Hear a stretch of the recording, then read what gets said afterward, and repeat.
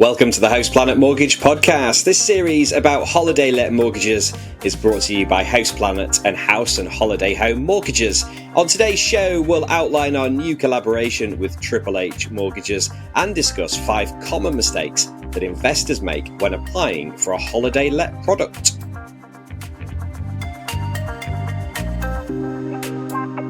Ben, thank you for joining us on the House Planet Mortgage Podcast. First of all, I'm really excited about the new strategic partnership between House Planet and House and Holiday Home Mortgages. So let's start by talking a little bit more about Triple H Mortgages. Tell us about your unique selling points.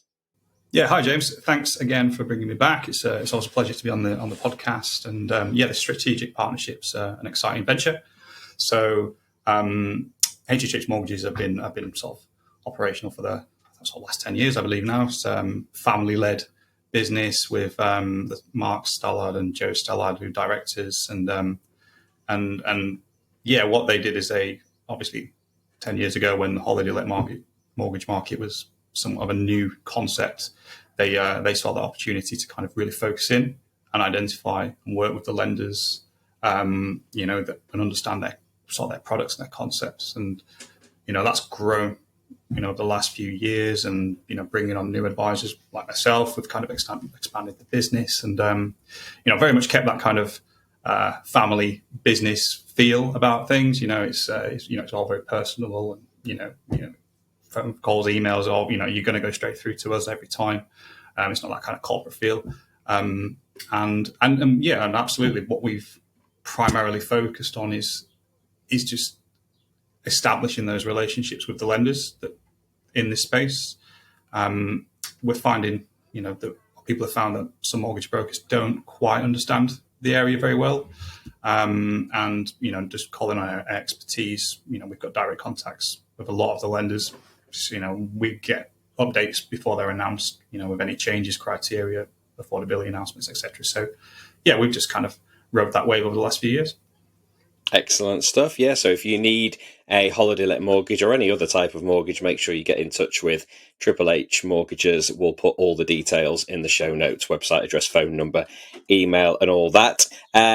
So recently, you mentioned Joe there. Joe sent a blog post that we published on our website, and it was titled 5 Holiday Let Mortgage Mistakes to Avoid. So we're just going to run through this because we think it's really interesting and useful advice for our audience. The first common mistake is ignoring location and market demand. So just talk to us about this, Ben.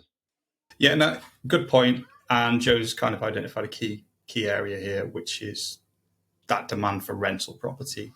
To achieve borrowing and the desired borrowing, we need to evidence that property does generate a good income to get the borrowing you need. So you could have a property which would be possibly in a city or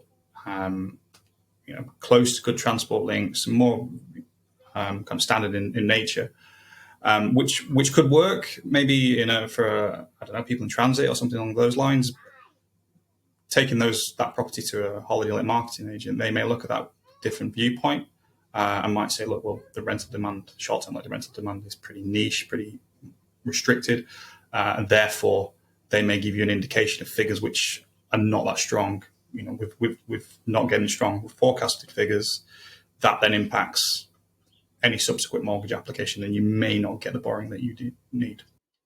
There are instances now where you can use top slicing for holiday let mortgage purposes. Now, after our last podcast, I did mention that top slicing was not an option. And one of my lenders gave me a quick phone call last week and said, Ben, did you know we do top slicing on holiday let? So, there's always criteria points that we've got to meet. If you do end up with a property which isn't supported on affordability because of its location, let's say, then we could then potentially look at your personal situation, your personal income and earnings to help boost that borrowing potential. Yeah, so just to explain that, most of the time the lenders are looking at what the holiday let is going to earn as income, and that's what they'll assess in relation to how much they'll lend you and whether you can afford it. And there are some lenders out there with top slicing. Top slicing is basically where they'll consider your personal income as well, so that if they see a little bit of a shortfall in what that property can generate income-wise, if you can then pay for that with your personal income, that basically will cover the mortgage.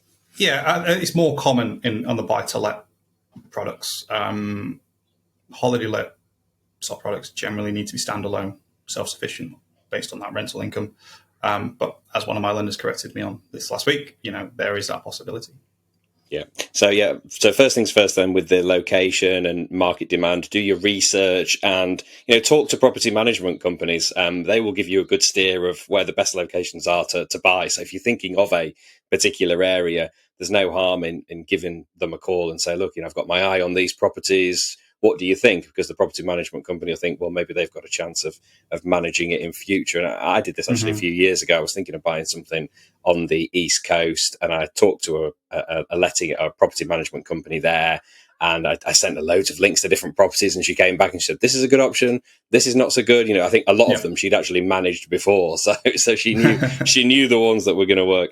Okay then, so the common mistake number 2 is using the wrong type of mortgage, and we do hear of this quite anecdotally, people who've maybe got a residential mortgage and they end up letting it out for short-term rentals, or a buy-to-let mortgage. Why is this not a good idea, Ben? Yeah, well, this is a big no-no. I mean, it does happen, don't get me wrong. I've come across many an instance, and it's generally a case of, like you said, where a property was originally a residential and circumstances change and they didn't sell it, they've moved on, and now it's become a buy-to-let or a holiday let, and they've kept it on that kind of residential products. Or maybe it was a buy-to-let and now it's a holiday let and kept it on that buy-to-let product. Ultimately you're in breach of T's and C's, and lender can come down on you like a ton of bricks if they wanted to. So it's always prudent to be doing things correctly. You don't want to end up sort of incurring any penalties at a later date. So with a holiday let, short-term let property, it's key to identify that it's not a buy-to-let property as far as a mortgage lender is concerned. It's got its own niche space. Mortgage lenders have adapted over the last few years because more and more people were short-term letting, and these buy-to-let products just weren't suitable. So, that's why they've created this area here. If your circumstances do change, if it was a residential property and then you want to turn it into a holiday let, you should talk to your lender, right, and let them know what you're doing, and because often they'll try and help. They have to help, yeah, of course. If you are a customer of any mortgage lender, they will support you as far as they can, and they'll give you time. There'll never be any immediate pressure on you, but they may say this doesn't fit with our sort of lending policy. They'll give you time to kind of look at your options elsewhere. Probably maybe point you to a broker to kind of say, look, there's other lenders out there that could fit in this space. We've done a few transfers of property which were on a residential basis. I've got a client actually this week who's done exactly that. He had a residential mortgage, started to switch it to short-term business. He's going really well, and actually now he's thinking, right, we need to kind of catch up and make sure we're on the right product. So this is a remortgage plan that's going ahead at the moment, and fantastic property up in the Lake District, and it's sort of, we're kind of getting it all ready and prepared to go to application very soon. So speak to the lender, speak to your brokers, and see what can be sorted out. Number 3 then, overlooking legal and licensing requirements. And obviously we're seeing more regulations, like the licensing situation up in Scotland. I think wherever you're buying, again, this goes back to doing your research and knowing kind of what you're going to have to meet from a regulation point of view, depending on where you are. Yeah, it's an ever-changing landscape as well. It's Scotland's introduced its own licensing requirements, and that's applications which need to go into the local authorities there. They can take time, it can cost money. London had for many years had a restriction on 90-day use for short-term rental, and if you wanted to extend beyond that, again, planning permission required. So each, areas across the UK are changing and adapting to holiday let second home sort of investors. There are changes with council tax as well now. So we're seeing changes where in Wales, you got a 200% increase on council tax, and business rates have gone. I think England is now following the same course, I believe, in certain. So understanding where you're looking to buy a property, understanding the local authorities' restrictions, and then the licensing requirements is key. Yeah, with the council tax situation, some areas of the UK have doubled or even tripled council tax on second homes. And then one of the issues in Wales is that if you are running as a holiday let, you need to be let out for a minimum of 182 days a year, which obviously is quite steep and much steeper than England and I think Scotland as well. So this is a major challenge for people in Wales. So yeah, you need to be really aware of what's happening in your different area where you're thinking of buying. Now, number 4, and I imagine this is a bugbear of mortgage brokers and lenders everywhere, submitting incomplete documentation. Yeah, absolutely. This is our problem every single day. I think, if you're going to go into submit mortgage application to speak to brokers and you progress in a timely manner, be prepared to get everything out on the table. Okay. Mortgage lenders have to kind of obviously do their due diligence and ID checks and all the kind of usual stuff. We're in a compliant industry, so it's all part of our process. We've then got mortgage lenders as well, who then will ask for that information plus all the other bits and pieces that they want to know about you. So it can feel a bit tiring, I would say. Even from my perspective, you can be going back and forth. Just bear with it. There's a reason why it's there. There's a reason why we're doing it. If we don't do it in a timely manner, it can affect applications. Some lenders give you a deadline if it's not in within sort of 1 or 2 weeks. Well, that's your application kind of pulled, and you kind of have to start again. So, a good broker will sit with you, give you a good indication from what to expect. With holiday lets, one of the key things that you do need to provide is that forecast letter. So you mentioned before the holiday let managing agents. Now, if you've got that property that you to go with, we need to know their opinion on that property. We need to know what that rental return is going to be. So it can take them, depending on how busy they are, it could take them 1 or 2 weeks to kind of come up with those figures. So getting all this information prepared, and then when we're ready to go to application, we can just hand it out when it's requested, is always a good place to be. Yeah, you need to be prepared, especially if you're self-employed, you've got limited company and your own personal tax returns like me. It means you get lots of requests for loads of different documents. And yes, it is time consuming and quite frustrating, but that's the way it is. Always good to have the accountant's phone number to hand, I'd say, yeah. Yes, isn't it just? Yeah, she's probably sick of hearing from me. Okay, then. So 5th one, not using a specialist holiday let mortgage broker. And I think probably the challenge here is that most high street banks are not offering holiday let mortgages. This really is a niche area. So speak to the experts, right, Ben? Indeed. Absolutely. I mean, if you're going direct to your bank, your high street, chances are they won't have a suitable products for you. But that's a very kind of narrow scope, obviously, to try and find a solution as well. There are hundreds of lenders out there and hundreds of products, thousands of products. So, speaking to a broker that knows that sector well will stand you in good stead. And I suppose it's a shameless plug for ourselves here, but this is what we've done for many a year. And like I said at the start of the podcast, we've got those relationships with these lenders, which I think is key. I think we know the business development managers, which is basically our point of contact. We know them on first name terms. We host and see them, speak to them on a daily, weekly basis to some degree. We're kind of getting inside information, that can be kind of released on the quiet, I suppose, early doors. So that's where the good brokers who know this sector kind of stand out from the crowd. I know brokers obviously who focus more on the residential side of things and And just coincidentally, I had a conversation this week with a broker I know very well, and he rang me up and goes, "Ben, just remind me again how this holiday let stuff works," because obviously he's got the odd inquiry. So even a broker who is active and knows the space well may not be quite up to speed on the whole holiday let side of things. So yeah, absolutely. I think this is again, shameless plug, but it's a good time to call HHH.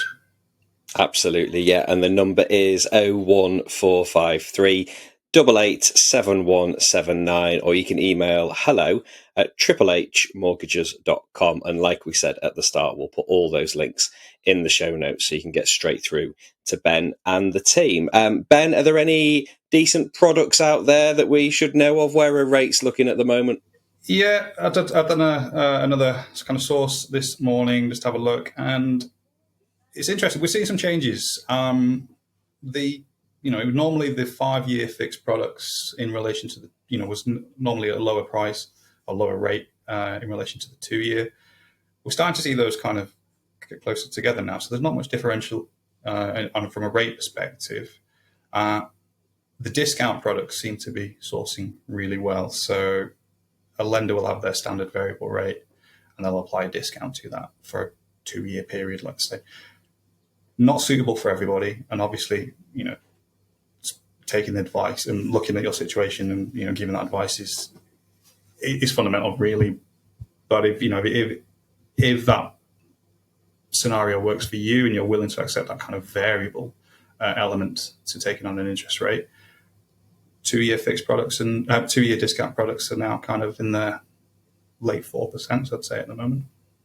Okay, well, that's positive. Fours are not bad. When we started this podcast over a year ago, we were talking of 6s and sometimes 7s. So fours are big improvement. Absolutely. And look, we are talking about headline grabbing rates here with vanilla, to use a mortgage term, lenders.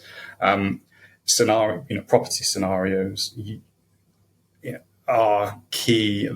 I've had quite a few inquiries in the last couple of weeks where we've had to kind of recommend a lender with a higher rate, like you say, 6s, close to 7s, just because of the property usage. And this was a holiday let property, but because it was such a large acreage, it had space for a residential, and there was going to stay in the cottage there. Again, 99% of my lenders have said no. So there is space at that higher interest rates. Grabbing those headline rates does need to be very straightforward, very quirky, very vanilla kind of case. Yeah, vanilla and probably a decent chunk of equity as well, I would imagine. All right, Ben, thank you so much for joining us on this month's edition of the House Planet Mortgage Podcast. My pleasure, James. Thank you very much.